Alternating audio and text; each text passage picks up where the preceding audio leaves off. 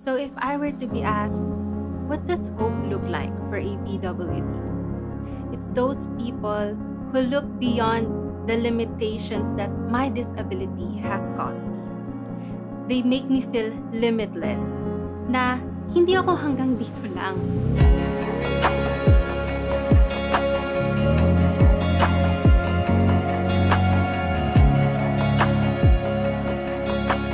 Day 10.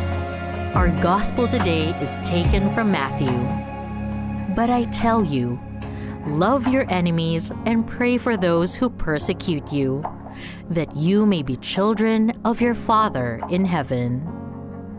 I know many people who are afraid of losing their eyesight. It seems impossible for them to do the things that they want or need without sight. I can agree to that because ever since I was diagnosed with glaucoma, ang lagi kong tanong sa sarili ko, paano na yung future ko? May tatanggap pa rin kaya sa akin kapag gusto ko pa rin magtrabaho? Meron pa rin kayang tatanggap at magmamahal sa akin kung gusto kong magpamilya? Capable pa rin kaya akong maging nanay? Kaya ko pa rin kayang gawin yung mga gusto kong gawin? But I praise and thank the Lord for gracing me with the right set of people to be with and organizations to be in ever since I was diagnosed with glaucoma. For almost 8 years now, I learned to live life with limits. But there's this seed of hope in my heart, believing that there is something more in me, that I am more than my disability. Those people who are very compassionate of me, patiently guiding me whenever they are with me, served as my eyes. And I am grateful for them. The only challenge is that it's not that obvious when a person is visually impaired, unless you observe that they are struggling with daily tasks such as reading or walking. In my case, maraming nagsasabi na hindi naman halata kasi mukhang kaya ko naman daw. Oftentimes, people would be surprised when they learned for the first time that I am visually impaired. But in my mind, ang sinasabi ko na lang, kailangan ko kasing kayanin eh. Kasi ang mindset ko, I have to learn to be independent and know how to do things on my own. Kasi hindi sa lahat ng oras may kasama ako. And life must go on. Maraming beses na akong nadapa, natapilok, nasugatan, nabangga, at muntik na rin masagasaan. Pero marami namang tumulong at marami na rin humusga.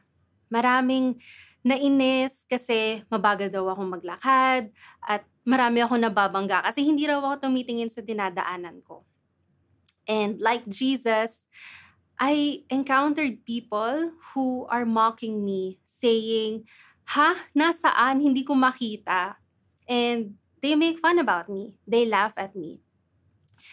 Those experiences brought so much pain in me to the point as if I have to explain myself to them. But the gospel today reminds us to love our enemies and pray for those who persecute us. Ang ginagawa ko na lang, syempre magsusorry ako sa mga taong naabala ko. Makikitawa na lang ako sa mga taong natutuwa sa akin kasi kung doon naman sila masaya.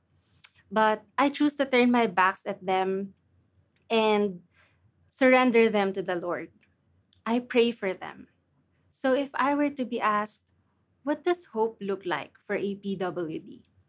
It's those people who look beyond the limitations that my disability has caused me.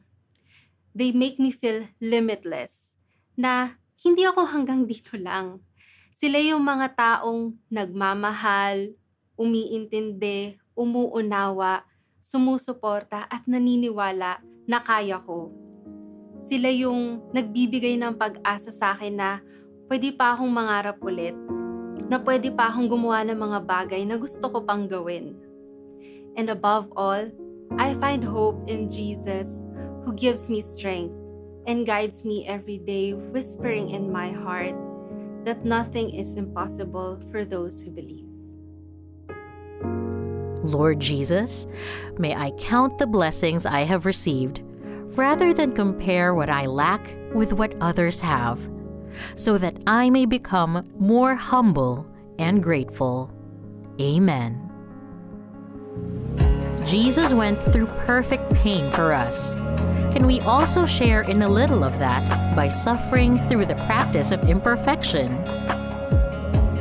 If you want to make a difference, volunteer or donate to the Feast Mercy Ministries. Visit feastmercyministries.com.